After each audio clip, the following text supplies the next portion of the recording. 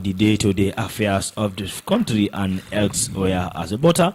For the lead stories on a standard newspaper, let's join ADAMA to take us through on the lead stories. Good afternoon, viewers out there and listeners. Here are the lead stories on the standard newspaper today. Journalist bed from National Assembly Committee investors tour of Jammeh's assets.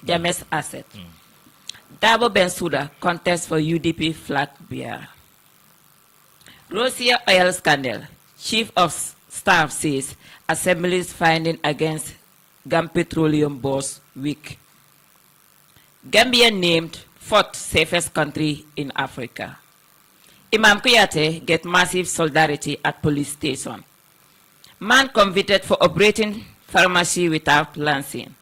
Government launched over 80 million rice project, 80 million Gambian dollars rice project. Those are the headlines we have on the standard. So Mr. Fateh will take us through while we discuss. Yeah, that's very true there, as you rightly mentioned.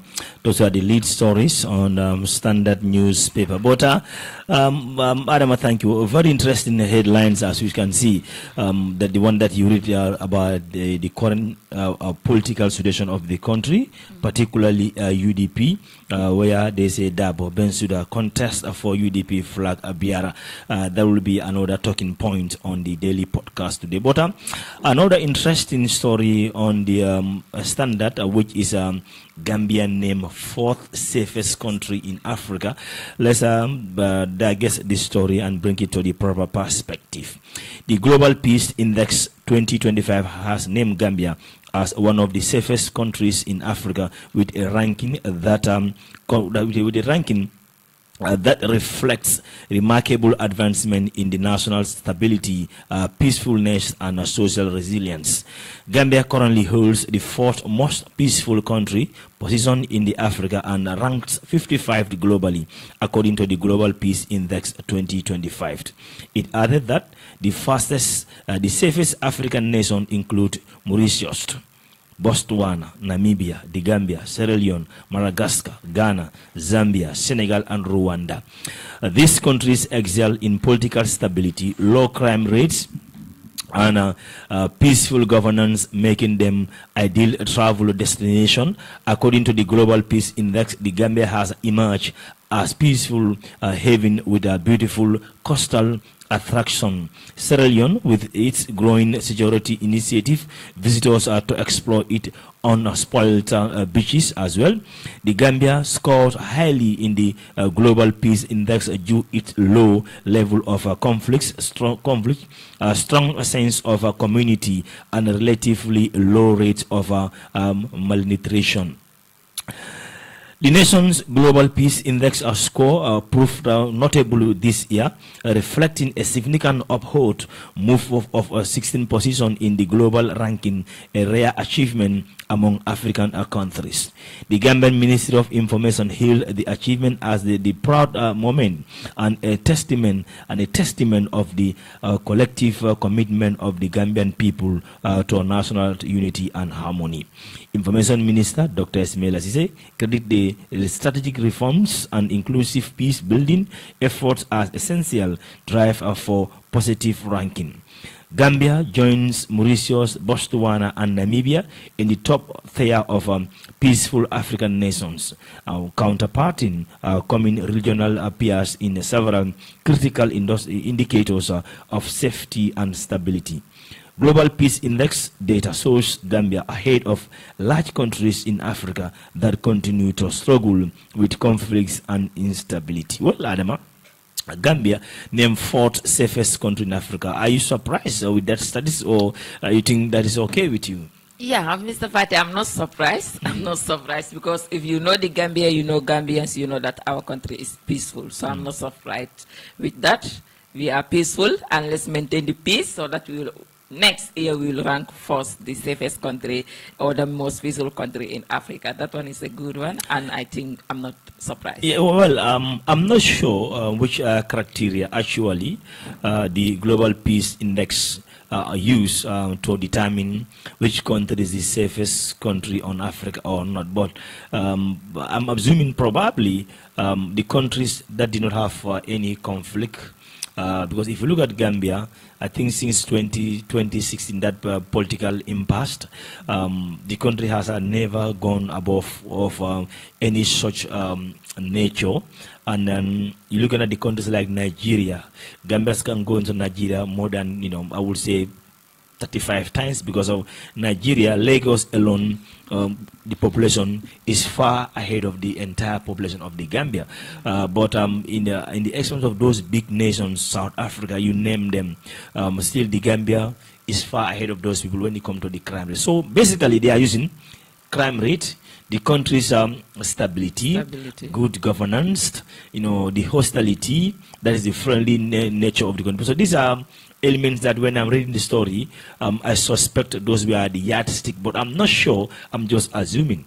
Let's try to assume where they get their, when we look at stability, the country is stable. Since we become independence, the country is always stable. We never go into a war or conflict which will lead to a lot of people losing their lives. So I think the country is a stable one.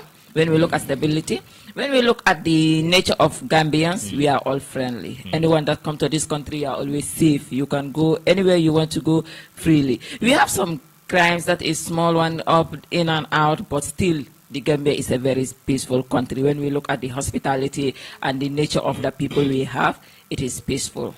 Yeah, so as we are heading toward the 2026 presidential election in the country, from our decks to all the political parties, Gambian civil society, pressure groups, individuals, let's try to push, as ADAMA says, so that the Gambia can be number one, right? Yeah, we should push so that we remain there or we become number one. All right. Yeah. So let's move on to another article which is very important, because you and I will fully remember that a couple of years back there was a massive, medical problem in the country, which even relate to the demise of 60 to 70 children in the country due to lack of a proper thorough investigation regarding which kind of medicines are entering in the country and which kind of medicines are also being distributed to our pharmacies in the country.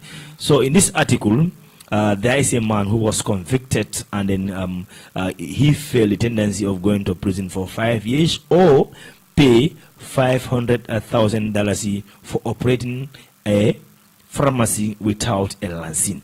Before I read the article, okay, let me read the article, then later I come back to you. Magistrate, Magistrate Michael Mendy of Bundu Magistrate Court yesterday convicted and sentenced one ALHAGIE Ture to fine over $500,000 in a default to serve 5 years imprisonment for operating a pharmacy without a license in Sanchaba. It was found guilty on a single count, a charge of generally penalty. Mr. Ture, who was present with his charges, was read to him plea guilty. Narrating the facts of the case, Police Inspector Bobo Ejaju say, sometime in February this year, at Sanchaba, officers from the Medicine Control Agency led by Inspector Ali Udabo and team found out that the accused person is operating a pharmacy, and when asked for his license, he could not produce any. The officers confiscated all the drugs found there, recorded, and entered them in a quarantine CISO formed by before subsequently arresting the accused and taking him to Sanchaba police station, where he was cautioned and charged. The police prosecutors say in passing her sentence, Magistrate Mendy said the convict has shown remorse and has operated with the police upon his arrest. To be candid, this is not a genuine excuse, as the convict knew exactly what he was doing and the implication of his act. Operating a pharmacy without a license is illegal and thus a criminal offense punishable under the Medicine and Related Product Act 2014. However, the convict pleaded guilty to the offense charged at the first reasonable time, and therefore did not waste the court's time, the magistrate noted. The trial magistrate further stated that there is a lesser harm and lower culpability, adding that there are more mitigating than aggravating factors. Considering these mitigation factors, the stand to convict advance, I will consider a penalty of a fine against a convict. He therefore fined a sum of $500,000 and in default to serve 5 years imprisonment for violation of the Medicine and Related Products Act, Magistrate Mendes said.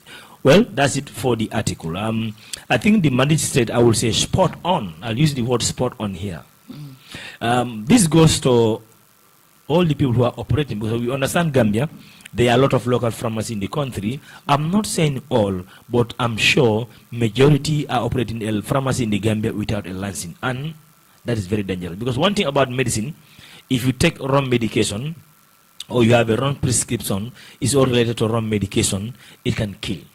So I've seen somebody who just who take injection wrongly, and then he now paralyzed. He cannot walk. He's now use a wheelchair, and then that was not a natural cause. That was caused by human error, because of he take an injection which paralyzed his right legs, so he cannot walk, and this is very dangerous.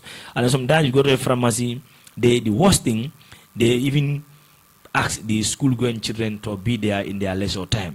So you come, they cannot even read what is on the paper. They don't know the names of the medicine. You trust them. You give them your paper.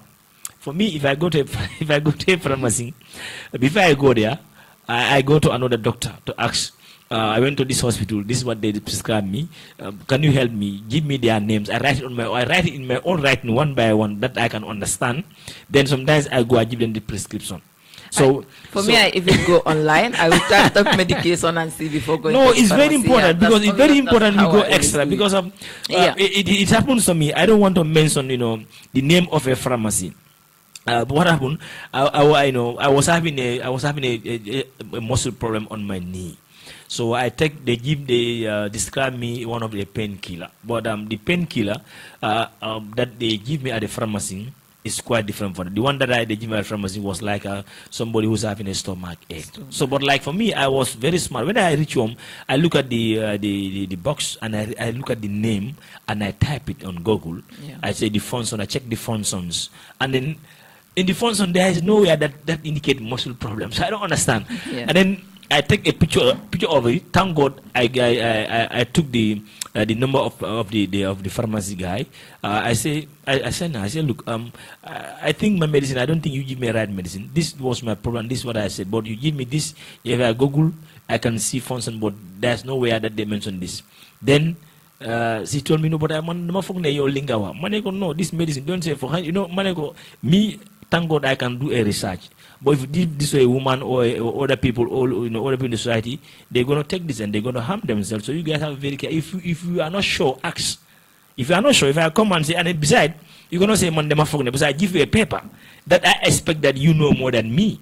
But sometimes I think, Mohammed, these are things that we need to do research and then and there is another issue with them. They will always want to sell their medication to you. Yeah. You will go to a pharmacy, you saw them what they gave you from the hospital or the health center. They will go over it, decide to give you plenty medication just for you to spend money, because that happened to me just a month ago. Yeah. I went to a health center.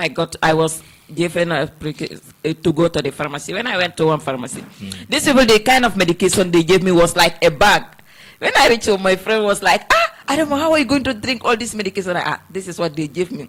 I didn't even complete drinking all those, because they were so much. Yeah. They were so much. So I think some of them are doing that just for them to gain money, because some they are selling it just to gain money. They know that you don't need all this medication, but they will decide to give you all those so that they will empty their pharmacy.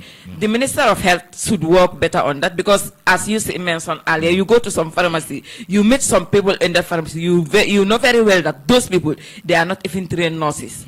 to be giving you medication we should take. Yeah. Some of them are just secondary school students, or some are even drop out. Yeah. They are your relative. You open your own pharmacy at the corner, brought your son or your relative to be there and giving medication to people while he or she did not know anything about medicine, because we are seeing it around. We go to some pharmacy, meet somebody that you know that person cannot even read. Yeah. Read something, a proper sentence, and now how can that person read something written by a nurse? Yeah. Sometimes they don't know if what is written on the paper. They will be struggling with it. Then after they will give you a medication which you know you will take it and it will have effect. I think our medicine control teams should do more. Yeah, and they then, should and do then, more. And then they should not limit themselves in combo here. They have to go as far side of the country. It has to be a nationwide tour to go and then start doing it. Like go to Canada. By now, Gambians, we should know how many pharmacies are located in Kanifing.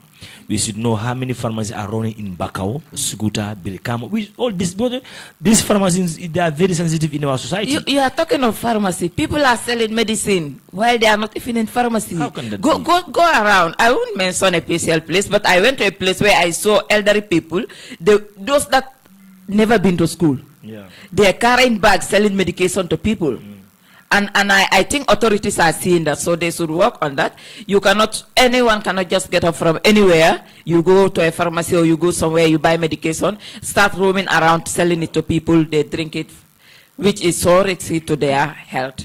So the ministry should do better. I think the authority, those involved, they should try to monitor the kind of medication that enter and that is distributed around the country, because it is so.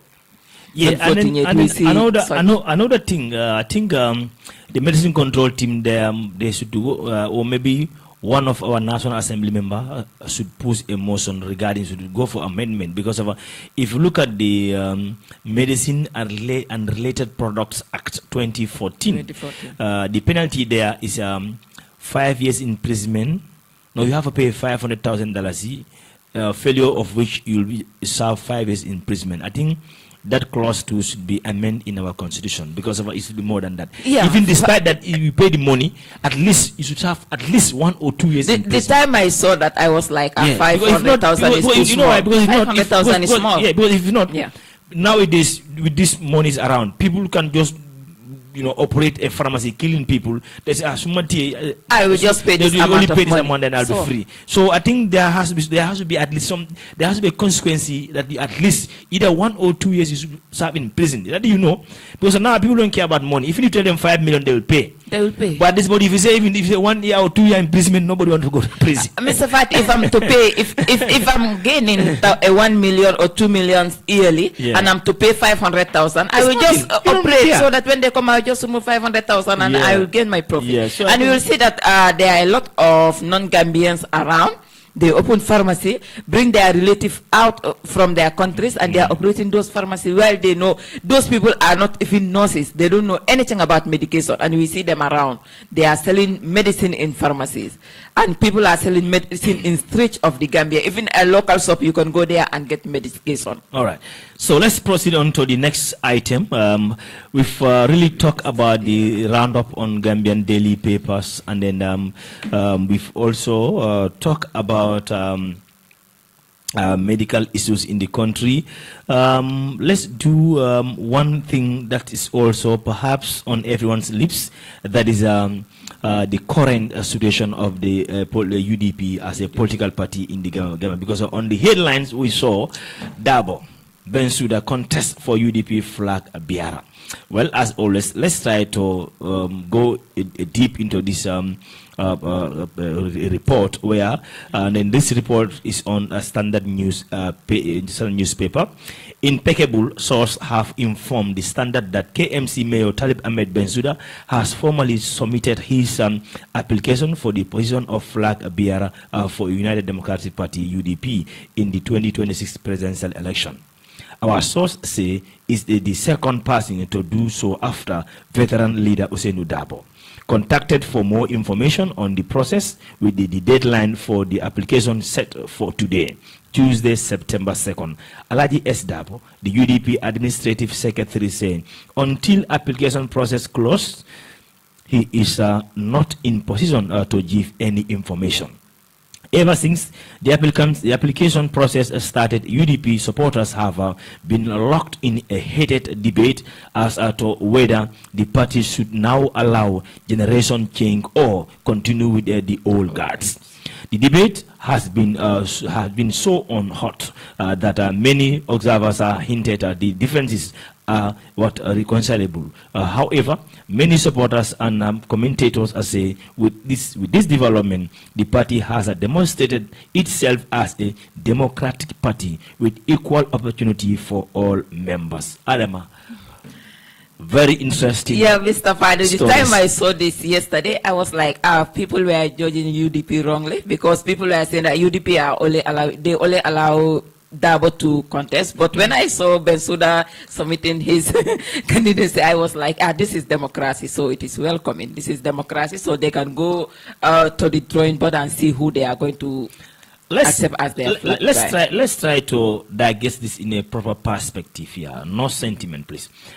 Because 2 weeks before the process, it was on Standard newspaper. I read it here in the studio that where Bensouda said he will not contest if Dabo filed. That is politic for you. Yeah, that is okay. That is politic for you. You are coming to that point. Yeah. And then not only Bensouda, the other mayors to also say similar things regarding the opposition. But now we've seen probably a day before the deadline close, Bensouda filed his application. Was that a tactic that he used against his fellow UDP executive or what? Probably, I don't know. To me, I think that he feel like, why are people not submitting? No, but if you are a party, you are asked, everyone is among the party members are allowed, it is free for everybody to apply. Yeah. Now, no one is applying because you only want one person to remain. And we see that when you look at Gambians, people are saying, Talib go, others are saying, Talib should not go, this one should go. So Talib is showing that I think it is a good move from him or from all others, and now UDP will decide whom they want to continue or to be their flag bearer. So to Talib, I think it is a good move, Mr. Fati. Yes, UDP, that is democracy. So let them go and see who they want them to represent. Yeah, on the same article, when I read here, in 2021 presidential election on Standard, I'm talking on records, where again, a veteran lawyer who is also Lamin J. Dabo said 2021 there were other 4 applicants for the flag bearer. But he said only Usainu Dabo was interviewed. The rest were never interviewed. Are we about to see the same thing again? I think this time they won't do that. They won't do that. This time UDP is showing us they have democracy within them. So this time, let's see what will happen. Yeah, but it's like you are happy with the way of Talib applying. Yeah, it is democracy. We are in a democratic country, so every political party, I think they should exercise democracy where everyone is allowed, because they make it open. Everyone is allowed to contest. So if Talib submit his application, it is a welcoming one. Let them interview all of them. Let UDP, let their party members go and see. Yeah, because of the reason I brought this point is that 2 hours before it was publicly announced that Talib submit his application, the chairman of Brikama Area Council, Yankuba Dabo, wrote on his own official Facebook page saying, Usainu Dabo is our candidate for 2026 presidential election. After his post, 2 hours later, it was published. Talib also filed application. So it's like the fire has set again. That has been going for so long. You see UDP that they have that internal issue, but they will solve it out. Let them solve it out, and let them solve it out and come back. So everyone have the right to contest. Yes. So Talib submitted, he have the right as he is a party member. So let them go and everybody will see who we want them to represent you. So at this point in time, we are not taking any calls. Okay. But we will allow text messages. So and then the text messages are not studio lines. You have to text us on this other line, that is 7265639, 7265639, or on WhatsApp 50140225, 50140225. Those want to use WhatsApp 50140225. Direct text 7265639. Your thought on the UDP flag bearer. Your thought on the Gambia ranked fourth in Africa, the safest place in Africa, and then your thought also on the apologizing of the imam as well, and then the police calling the imam to the headquarters to ask them to clarify with him. So, and then any other issue that has to do with Gambia and other places too. So, and then the Gambia also get a grant from South Korea, as you can heard it from the ADAMA's lead stories there, which will empower the Gambia to do more rice cultivation. But those are the text numbers that one can text, and then your message will be read.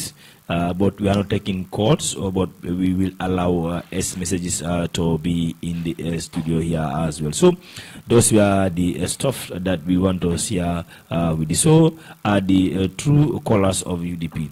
So that's the reality. Adama, it's really interesting. That is like Usainu Dabo have been there since 1996.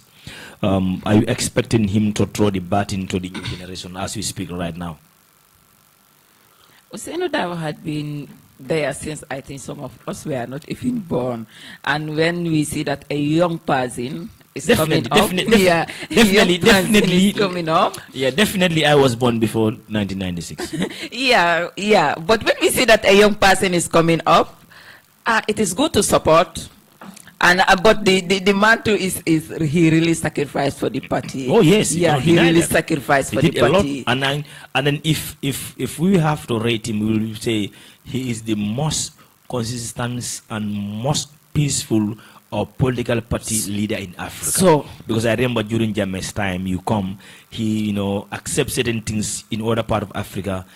They've gone to a civil war with all those things, but with Dabo, I think Gambians have to commend Dabo for we have to recommend. He is so peaceful. He sacrificed. He's so peaceful. He sacrificed a lot, a lot. I won't say for UDP, even for Gambians, because when he sacrificed for the UDP is fighting for Gambians. So, Honorable, that's a text. Maybe you want to read the text. Okay. The text which we could not read. Let me take it to you. The text. So. You can read the text to our guys. I think. Yes. There is a text on the program. It says, "Hello, good afternoon, ALHAGIE Fati and Adam Nyang. What I want to say about Imam Abdul Karim, what he said about this Baifal and Christian. Why do the Gambian government and Islamic Council apologize to Baifals only, and they did not apologize to Christians? Because he said what Christians die, they will enter hellfire. Because Christians are minority in the Gambia, Gambian government apologized to Baifals and did not apologize to the Christians. I know we cannot love. That's where the message stopped. So this one I think is trying to complain that Islamic Council apologized to the Baifal, to the Murts, and they did not apologize to Christians because the said Imam said something about Christians and they did not apologize. That's what he is trying to complain. Okay, so be reminded that you are listening to the daily podcast live coming to you from King FM and King TV with me, ALHAGIE Fati and ADAMA. And I think, Mr. Fati, I think that what the guy is saying is right. He's right to say that, but I don't know whether, because I don't listen to the sermon, I don't know whether the man said anything towards Christians. But if if they apologize to Muris in the Gambia or outside the Gambia, I think it is deen to apologize to the Christian and to talk to the Imam to avoid such remark in the future, because such remark can cause a lot of chaos in our country, which we don't want it to happen. That is very right. So let's go a little bit around up on Africa. That's I'm going to take you to all the latest that you need to know about Africa too. So keep your SMSs coming on 7265639, and then of course to any other related issue that have to do with Africa and Gambia as well. So let's do a little bit round up on the daily podcast.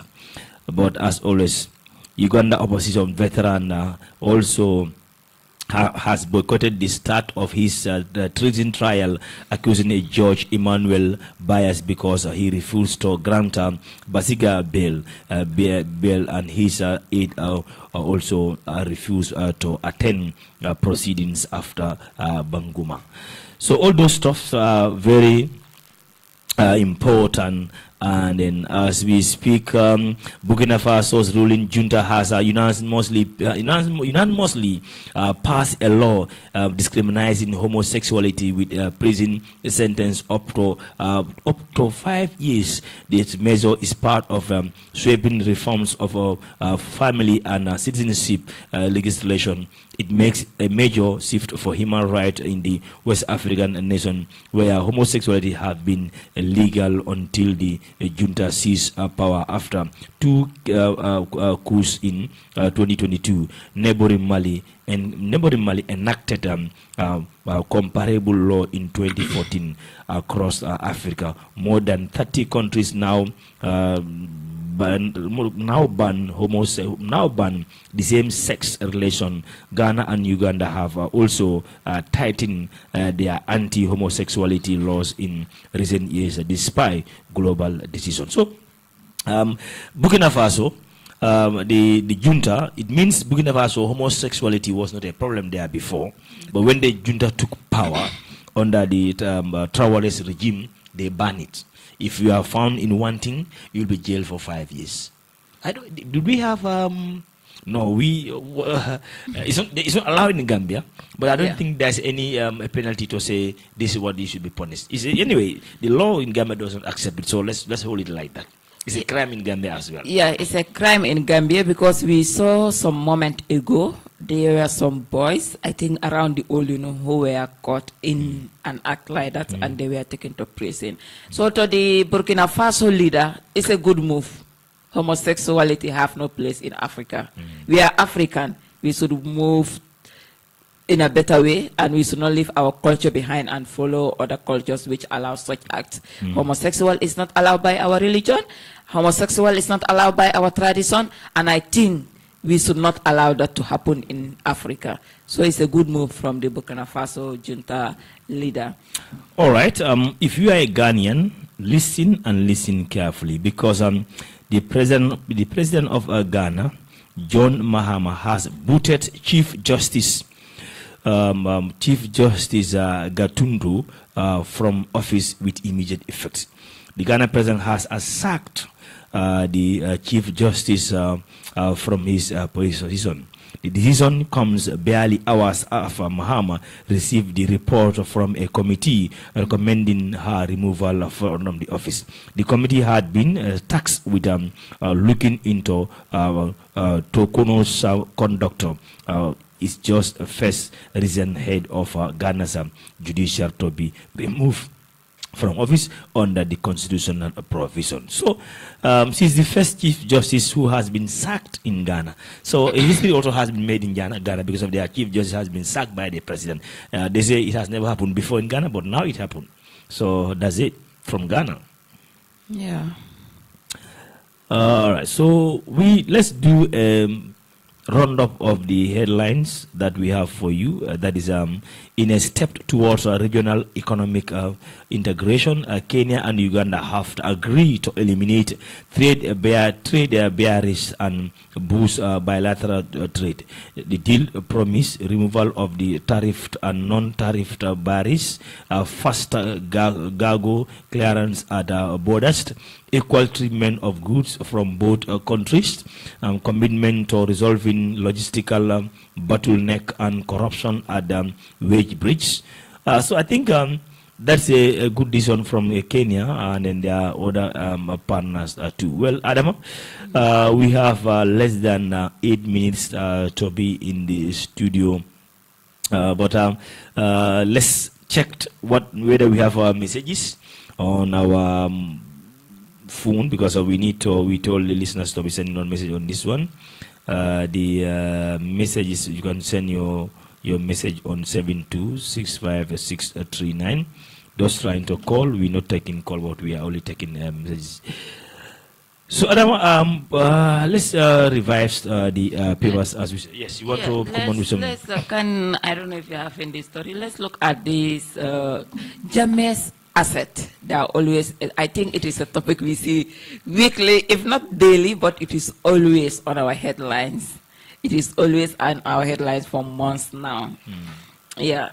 So James asset, the state should do something because Gambians are eyeing. Gambians are listening. Gambians are waiting to see where the assets are put into and the outcomes of it. But I see that we have in a lot of push and pull. If you look at the story there, we see that every week we see a headline that's talk about James asset, and Gambians are waiting. So government, those responsible, please tell us. All right, so this story is talking about a journalist being denied to work with the team. Last week, the National Assembly communication team sent a notice to the Gambia Parliamentary Report Association requesting them to nominate one journalist to cover a site visit by the Special Select Committee investigating the sale and disposal of damaged assets.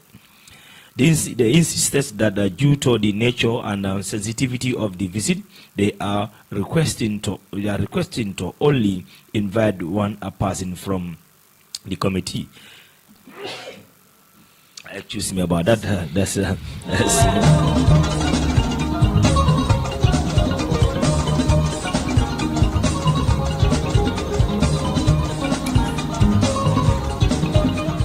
Excuse me about that.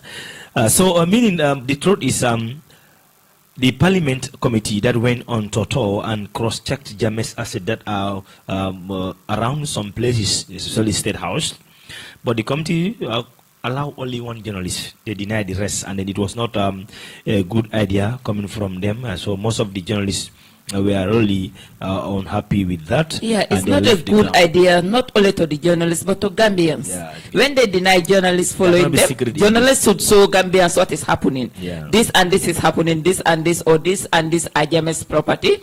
But when they deny journalists from and allow only one person or one journalist from one specific media house, that means they are denying Gambians access to that information.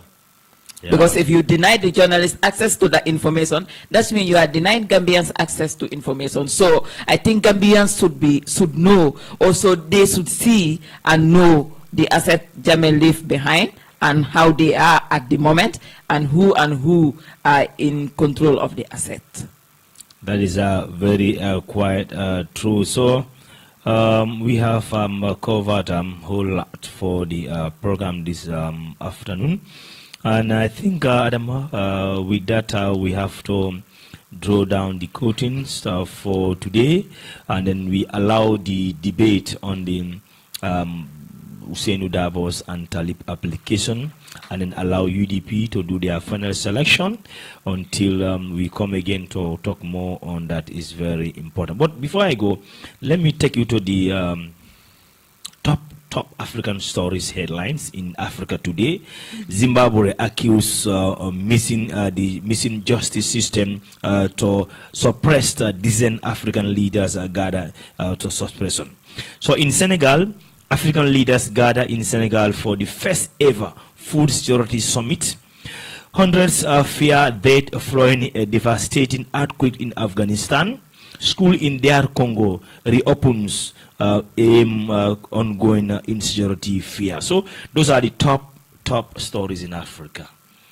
Yeah, so Senegal, our leaders are there talking about food security. I think that's very important. We need to be self-sufficient. You know, we want the near future to stop all this rice and oil and all coming from China. So we have something has to be done with that. So.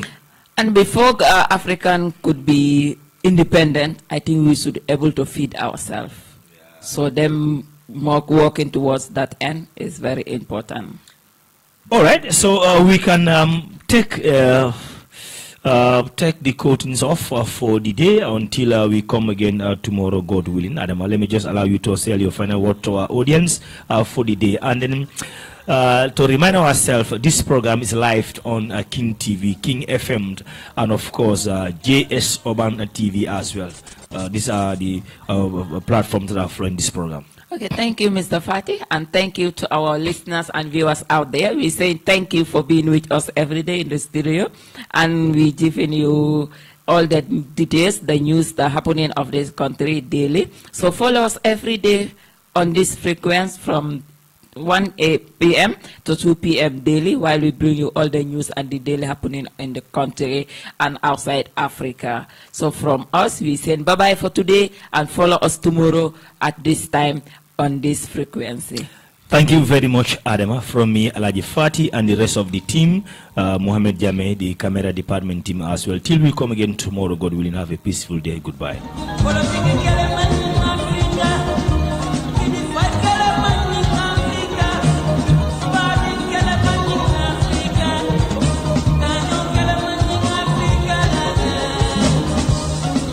Islamic Insurance, Yado Kenyan Insurance.